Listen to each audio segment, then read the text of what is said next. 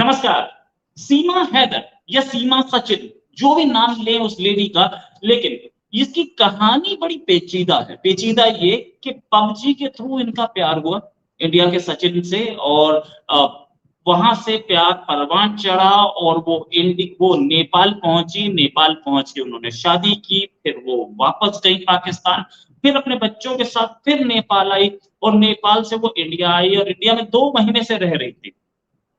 ये केस खुला तब जब उन्होंने शादी के लिए एक वकील को बोला कि भाई ये पाकिस्तानी नेशनल शादी करना चाहती है इंडियन से, और वकील ने पुलिस को इन्फॉर्म कर दिया कि पाकिस्तानी नेशनल यहाँ पे इलीगली आई हुई है और शादी करना चाह रही है। तो पुलिस ने उसको ढूंढ लिया। पुलिस ने दोनों को पकड़ के और फिर उसके बाद पूछताछ की, और पूछताछ के बाद अब कोर्ट से बेल मिल गई है। वो रह रही है इंडिया में, अभी भी इलीगल रह रही है। लेकिन इसमें बहुत सारे पेच है, कहानी में बहुत सारे पेच है। मैं सीमा हैदर पे या सीमा सचिन, जो भी नाम इनका, मैं इन पर शक नहीं कर रहा हूं। मैं शक कर रहा हूं पाकिस्तान पे। मैं शक कर रहा हूं पाकिस्तान की उस नंबर 1 इंटेलिजेंस एजेंसी पे, जिसको अभी तक ये नहीं पता था कि कहानी क्या हुई और किस रास्ते से गई। जिसको ये भी नहीं पता कि हमारी कंट्री की एक लेडी बातचीत कर रही है किसी से पबजी के। उनके पास तो इंस्ट्रूमेंट्स होते हैं ना इंटेलिजेंस वालों के पास, तो उन्हें ये भी पता होगा कि ट्रैकिंग चलती है। ट्रैकिंग में मोबाइल से पबजी खेला जा रहा है। मोबाइल में ट्रैकर्स होते हैं जो इंडिया से बात करते हैं, उनके उनके मोबाइल पे नजर होती है। क्या पाकिस्तानी इंटेलिजेंस की नजर नहीं थी? पहली चीज। दूसरी चीज, ये लेडी वीजा अप्लाई इसने किया काठमांडू का। ये एक छोटे से घर की रहने वाली, बहुत अमीर घर के नहीं है, और कह रही है कि मैं बलूचिस्तान की ओरिजिनली है उसका हस्बैंड, और सिंध की रहने वाली है। कोई बहुत अमीर घर की नहीं है, 4 बच्चों के साथ आई है। इसने इसने पहले वीजा अप्लाई किया काठमांडू का, नेपाल का, काठमांडू जाने के लिए। तो ये वीजा अप्लाई करने के लिए इस्लामाबाद गई होगी, सिंध के गांव से इस्लामाबाद जाकर के एम्बेसी में उसने वीजा अप्लाई किया। वीजा अप्लाई करने के बाद एक प्रोसेस होता है, उसके बाद इसे वीजा मिला, ये गई। नेपाल एम्बेसी के बाहर कोई सिक्योरिटी नहीं थी, नेपाल एम्बेसी के बाहर कोई पुलिस वाले नहीं खड़े थे जिन्होंने नाम नोट नहीं किया।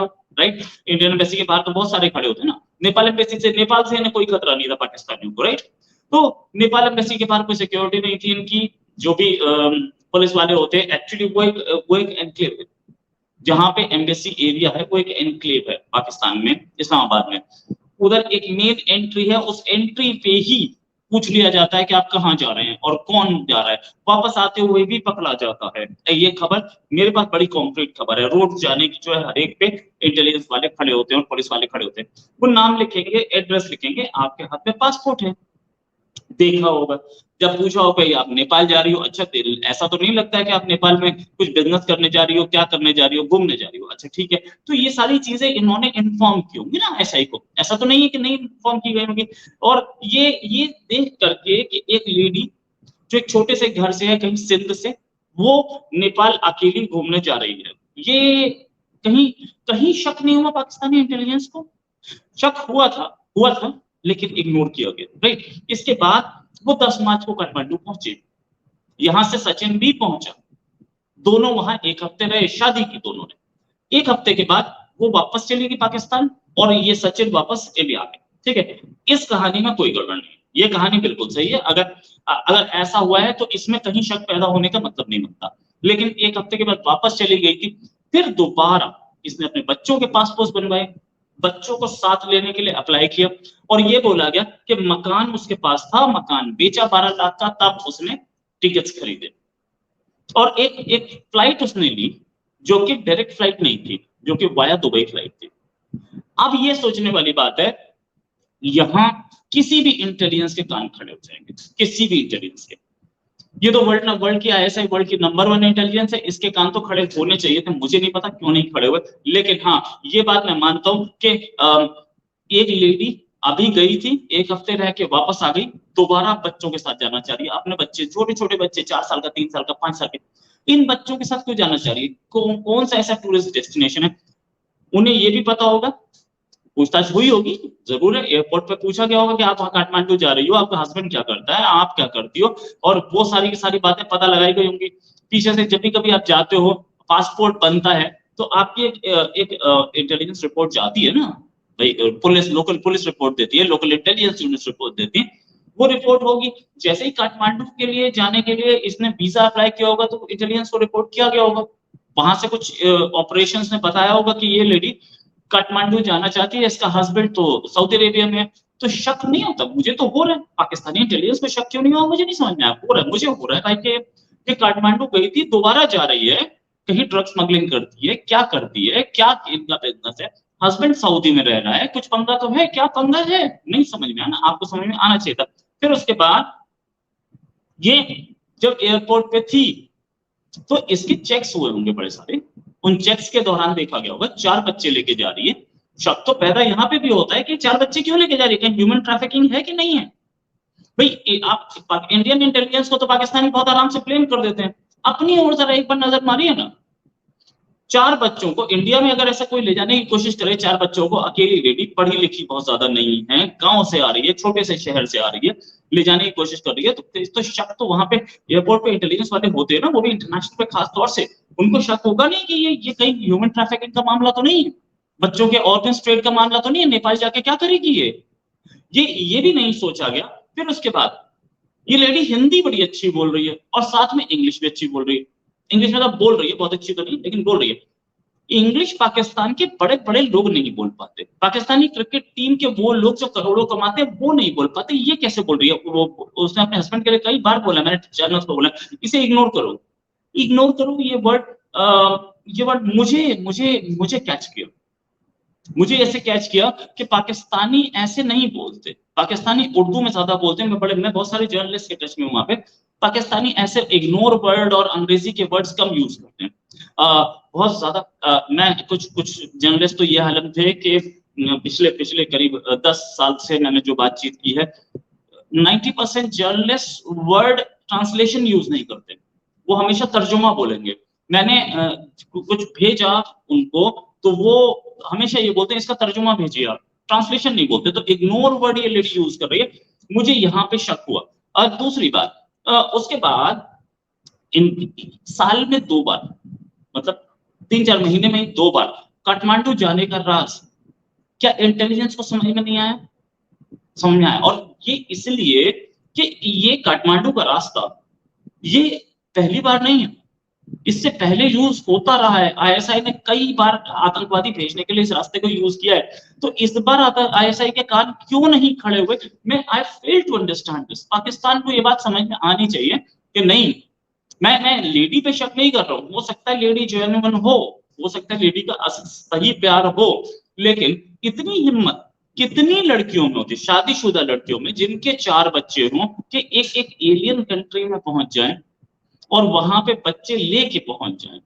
प्यार हुआ लॉकडाउन के टाइम पे, उसके बाद आप मिलने आई हो इसी साल, 3 साल बाद करीबन, इसी साल 7 दिन मिली हो, 7 दिन मिलने के बाद फिर आप अपनी पूरी फैमिली 4 बच्चे लेके पहुंच जाओ। इतना कॉन्फिडेंस और इतनी हिम्मत कितनी में होती है। दूसरा, एक कनेक्टिंग फ्लाइट लेके पहुंचो, डायरेक्ट फ्लाइट भी नहीं, तो आप करीब 24 घंटे से ऊपर तो आप एयरपोर्ट पे रहे, आपको इतनी हिम्मत कहां से आई? एक गांव की लड़की में, एक छोटे शहर की लड़की में इतनी हिम्मत, मुझे नहीं लगता दिल्ली यूनिवर्सिटी है, मुझे नहीं लगता दिल्ली यूनिवर्सिटी की 99% लड़कियों में इतनी हिम्मत होगी कि किसी से वो प्यार करती हैं तो वो कनेक्टिंग फ्लाइट लेके पहुंचे, और वो भी ऐसे इलीगली। मुझे नहीं लगता उनमें इतनी हिम्मत होगी। पढ़ी लिखी थोड़ी सी लग रही है लड़की, बहुत ज्यादा नहीं, लेकिन हाँ फिर भी मैं इस लेडी पे शक तो बिल्कुल नहीं करना चाह रहा हूं। मैं ये कह रहा हूं कि पाकिस्तानी मीडिया भी इस पे साइलेंट है। हाँ, पाकिस्तानी मीडिया जरूर कुछ उंगलियां उठा रहा है कि इंडियन इंटेलिजेंस क्या कर रही थी, लेकिन मैं पाकिस्तानी इंटेलिजेंस पे पहले उंगली उठाना चाहता हूं। उन्हें ये पता चल जाता है कि वहां से कुलभूषण यादव आया हुआ है जी, हमने पकड़ लिया। उन्हें ये पता चल जाता है कि वहां से अफगानिस्तान से आतंकी आते हैं, जो जिस आतंकी ने आकर के आत्मघाती हमला किया और वो मर गया, उसके बाद भी उन्हें पता चल जाता है कि इसको हथियार इंडिया ने दिए थे, राइट।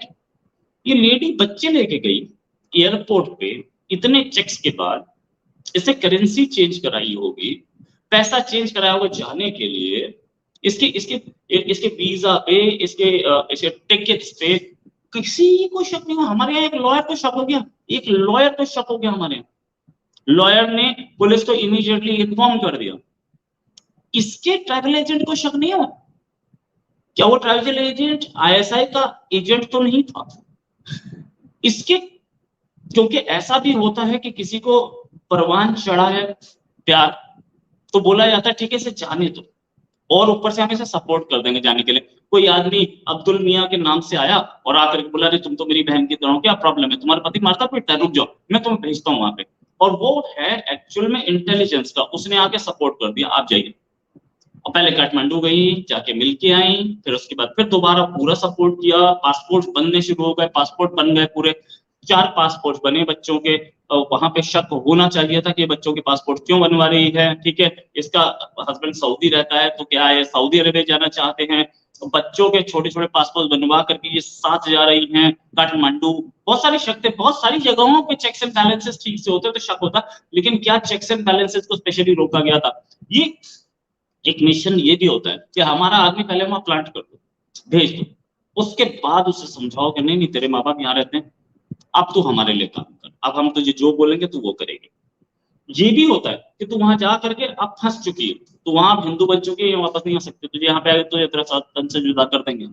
तो अब आप वो कीजिए, हमारा एक आदमी आ रहा है, अब इससे यहाँ से ये आपको आगे सामान पहुंचाना है, ये सामान पहुंचाना है, यहाँ पे करवाना है। ऐसे बहुत सारे लोगों को इंटेलिजेंस अपने ट्रैप में लेती है।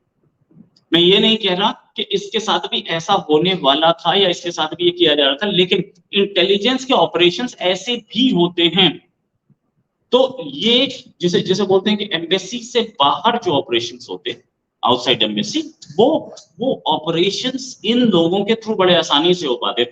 मैं कहीं ये नहीं बोल रहा कि ये लेडी इंटेलिजेंस की है कि नहीं, हो सकता है बिल्कुल जेन्युइन केस हो। मैंने अपने बहुत सारे दोस्तों से बात की, बोले केस तो जेन्युइन लग रहा है, और सच में ऐसा लगता है कि जेन्युइन हो भी सकता है। मैं उसमें कोई मैं अपनी एनालिसिस देने वाला नहीं होता हूँ, लेकिन कहीं ना कहीं पाकिस्तान को शक क्यों नहीं हुआ इस पूरे गेम पे?